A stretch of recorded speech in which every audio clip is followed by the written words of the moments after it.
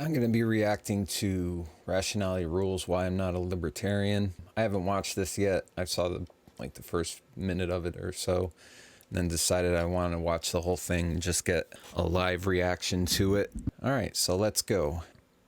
I have always found it quaint and rather touching that there is a movement, Libertarians, in the US that thinks Americans are not yet selfish enough. Christopher Hitchens. Yeah. Christopher Hitchens is an interesting guy because he's the part of the main reason I didn't come to libertarianism before I actually ended up doing so. And that quote is interesting because it's like, Americans are selfish, therefore they're libertarian.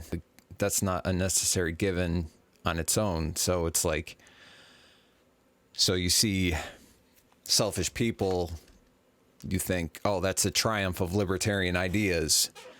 And I could just as easily argue that the triumph of very non-libertarian ideas lead to this kind of selfishness, because we have all these levels of interference into government interference into the market that create moral hazards that allow people to just think about themselves without bearing any of the consequences of it.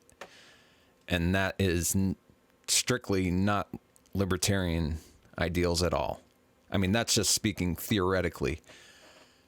It's not a given that selfish people are selfish because of proliferation of libertarian ideas. I'm fairly certain that a fair proportion of you, my subscribers, consider yourself libertarian, and so with this in mind, I invite you to reply to what I have to say on this topic below in the comments. If you think my following reasons are insufficient, please let me know. Anyhow, to explain why I'm not a libertarian, it stands to reason that I begin by describing what exactly libertarianism is, right? And so here's an attempt to stillman it. Likewise to all political philosophies, libertarianism represents a wide array of movements and beliefs, but all are predicated on the core principle of liberty. Now, what exactly liberty means depends on the libertarian, as traditional libertarians sought to abolish capitalism and private property, while contemporary libertarians advocate laissez-faire capitalism and strong private property rights. Depends what you mean by capitalism, but see, this is the trouble with all ideologies, and you say this is on the right and this is on the left, and as tools for conducting discussions on these things are useful, but they don't represent, in my opinion, they don't represent things that actually exist objectively. I get a lot of pushback by people on either side for saying that, but that's my view. But a fair summation of all libertarians is that they seek maximum freedom of the individual and minimum authority of government. That's correct. As such, they tend to insist upon freedom of speech, freedom of assembly, freedom to bear arms, freedom of and from religion, freedom of the press, freedom of ownership, freedom of the economy, and they almost always oppose the welfare state and taxation, which they see as a form of slavery. Or as the American Libertarian Party puts it, we hold that all individuals have the right to exercise sole dominion over their own lives and have the right to live in whatever manner they choose, so long as they do not forcibly interfere with the equal rights of others to live in whatever manner they choose. Now that sounds pretty damn reasonable, right? Penn Jillette and Michael Shermer seem to think so. But I voted Libertarian for many years now. I've leaned Libertarian most of my life since college. As does Ron Paul. They said the role of government ought to be but one thing: protect liberty. That's the purpose of government. Clint Eastwood. And now you have called yourself a libertarian, is that right? Is that correct? Yeah, well, libertarian values, that's where Republicans used to be when they were saving money and everything. Mm-hmm. And according to libertarian websites, Keanu Reeves, Chris Rock, Vince Vaughn, Will Wheaton, Matt Groening, and countless more. And so why doesn't it convince me?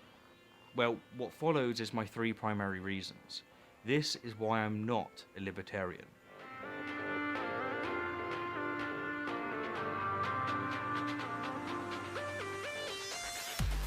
One of the most eloquent and convincing summations of the libertarian philosophy that I've ever heard of comes from Walter Edward Williams, who in his book titled All It Takes Is Guts wrote the following: "But let me offer you my definition of social justice. I keep what I earn and you keep what you earn. Do you disagree? Well then, tell me how much of what I earn belongs to you and why." And so, what's my answer? Why do I think that strangers are entitled to some of Walter's fruit? Well, to put it bluntly, Walter fell out of the right vagina at the right time. He inherited a biological and/or socio-economic advantage that he did not earn, and thus he does not deserve all of the fruit of his labour. He was dealt good cards. Now, Walter came from a broken family in a relatively racist So we're doing privilege? Okay. country, and so how the hell can I say that he had an advantage? Well, for him, it's got more to do with nature than nurture, and to explain why, let me rewind a bit. In 1971, the American political philosopher John Rawls wrote a theory of justice, and within it, he, as many of you likely know, observed that when people contemplate and determine the structure and rules of society, they do so selfishly, based on their personal circumstances, characteristics, and preferences, such as their mental and physical abilities, social status, ethnicity, gender, and, most crucially, their conception of what's good. Thus, it's no surprise that some people who can afford the bare basics, such as shelter and food, want a society in which they're not obliged, through tax, to pay towards other people's bare basics. Likewise, it's no surprise that some people who can afford to pay for their family's medical bills want a society in which they're not obliged, through tax, to pay towards strangers' medical bills. Just as it's no surprise that some people who can afford to send their children to school want a society in which they're not obliged, through tax, to pay for other people's children to go to school, and so on and so forth. But the only reason they seek such a society, Rawls argued, is because of their lucky circumstances. They've been dealt good biological and socio-economic cards. Okay, so you just showed a bunch of clips of stuff that's happening in your society. So us as libertarians have to take responsibility for all the selfish people, but those clips you just showed have nothing to do with your philosophy. Have nothing, the privilege itself isn't a byproduct of your ideas, so therefore your ideas are going to solve it. And as such, they stand to lose a card or two should society attempt to equalise the hands of those less fortunate. Now, to get around this prejudice, Rawls proposed what he called the original position, and argued that a just society is a society that if you knew everything about it, you'd be willing to enter it in a random place. He reasoned that if people determined the basic structure of society behind a veil of ignorance, which would deprive them of information about their specific characteristics such as their ethnicity, social status, and gender, they would create a welfare state. They'd elect a society that maximises the prospects of the worst off, because they themselves might be the worst off. They'd create a society that would ensure that if they or their loved ones were born blind, deaf, or dumb, they'd never... These are all the justifications of everything that has been done, at least for the last 100 years. And what is the end of that?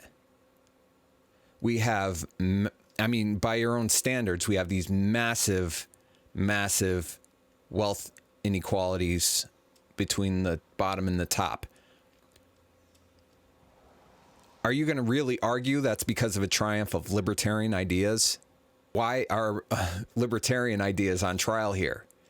Rawls got his way, and we have these huge disparities in wealth distribution. And that's by your own values. I don't think wealth inequality in itself is immoral. I think the kind that we have now is destabilizing to society, and it is a problem, but it is a result of progressive era policies, not a triumph of libertarian ideas. And this has nothing to do with whether I'm a libertarian or not. I'm just taking everything he says at face value. Nevertheless have a life worth living. Thus, this is the primary reason I'm not a libertarian. Despite the fact that I came from a broken family and had a very rough upbringing, I am extremely lucky to have the characteristics that I do. And while I've worked extremely hard to get where I am, I did not earn the temperament, patience, charisma, and, if you will, intellect that I have. I was simply dealt good biological cards. Thus, I'm convinced that some of the fruit of my labour should go to those less fortunate, and that the same is true of Walter's fruit. Who decides that? Do you decide that? Or do you put somebody above you to decide that? That's the question libertarian would ask. Anyhow, moving on, the second reason I'm not a libertarian is because I don't believe in natural rights, which I would argue is the very bedrock of libertarianism. If it wasn't... Yeah. Yes. I would agree with that. Then all of morality would come down to arbitrary private contracts, and libertarians certainly don't believe that this is the case. They hold that we are born with certain inalienable rights, namely life, liberty, and, in most cases, property. But I see absolutely no justification for this. Many libertarians, such as John Locke, insist that these rights are God-given, that we have the right to liberty because God said so. But I, as an atheist, obviously don't find this convincing. And what's more, even if I was a Christian like Locke, I'd still Christian like Locke. You know, it's like, if we don't call it slavery, it's not slavery today. And therefore, I could slew insults at the Bible because it condones slavery. It's like, you know, I'm not even going to get into that. He could have that point. It's not even... I'd still reject his assertion, as in my opinion, the Bible explicitly states that it's perfectly fine to deprive certain people of liberty. While other believers in natural rights, though not strictly libertarian, such as Immanuel Kant, insist that natural rights are derived from reason alone, that, in Kant's case, they're categorical imperatives.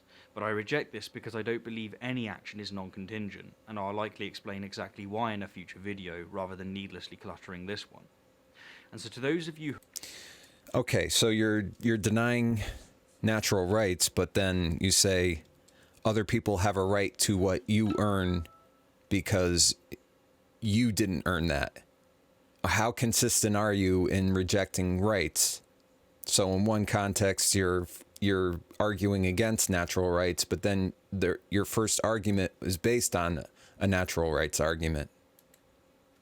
Who are libertarian and non-religious, I'd like to ask a question. What makes you think we're born with natural rights? What part of the state of nature possibly yields the right to liberty? Sure, we're born free, but that doesn't mean we have the right to be free, does it? As it stands, I maintain that Thomas Hobbes got it right when he said that in the absence of a social contract, life is solitary, poor, nasty, brutish, and short. And yes, I know that Hobbes believed in natural rights, but I find his argument to be inadequate, albeit practical. Again, I'll try and address this in a future video. The third reason I'm not a libertarian is because I don't believe in libertarian free will. On top of the fact that we're not responsible for the biological and socio-economic characteristics that we possess, I also don't think we're responsible, in the libertarian sense, for anything. I've discussed the illusion of free will in previous videos, and so won't repeat myself here. But in case you still believe in free will... Then you're not... but somehow you're responsible for people less privileged than you? And especially if it plays a role in your libertarian worldview, which I'd assume it must, please consider checking out said videos. If we're not responsible for our actions in the libertarian sense, which is to say, for example, if my being a YouTuber isn't entirely of my own volition, then how can I sincerely take credit for the fruit that it produces, let alone insist that I deserve them? To use Rawlsian terminology,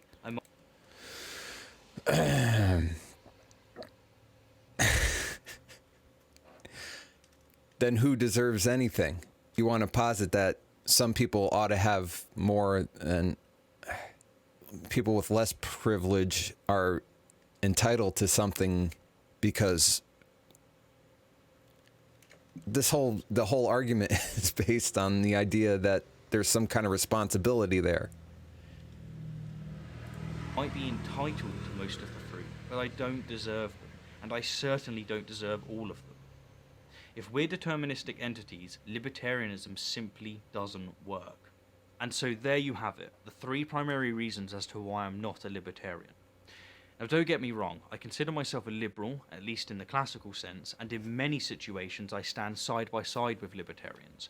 But I don't call myself a libertarian because I don't believe in free will, I don't believe in natural rights, and, most crucially, and ironically, I don't believe libertarianism represents true liberty. True liberty, in my opinion, requires equal opportunity, and libertarianism doesn't deliver this. In fact, to the contrary... Based on what? Doesn't that require a natural right argument? You know, what do you base that idea on? arbitrary, it protects those arbitrarily dealt good cards and leaves... Hold on. You're describing something. Just look around you. Are you going to... It goes back to that first quote. That's the problem with this entire video. He's using things that are a triumph of the ideas he's proposing as justification for continuing those ideas. And that's pretty much what you get with most arguments against libertarianism. Those arbitrarily dealt bad cards to die. It addresses freedom from, but it utterly fails to address freedom to.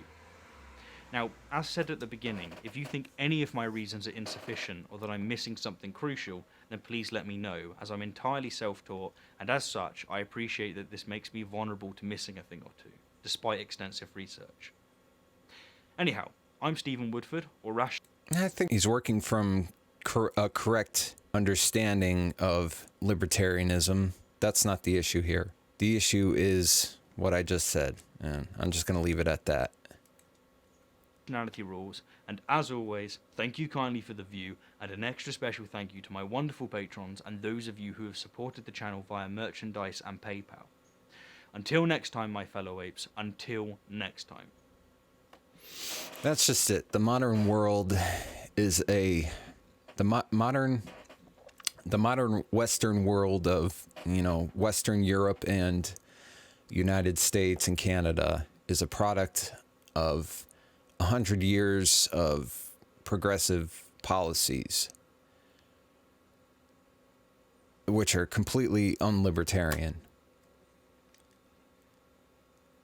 And for some reason, libertarian ideas are the ones that are always on trial.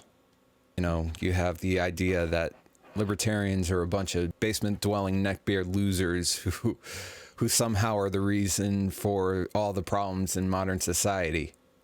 Those kind of arguments just don't work. All right, that's about enough of what I wanted to say.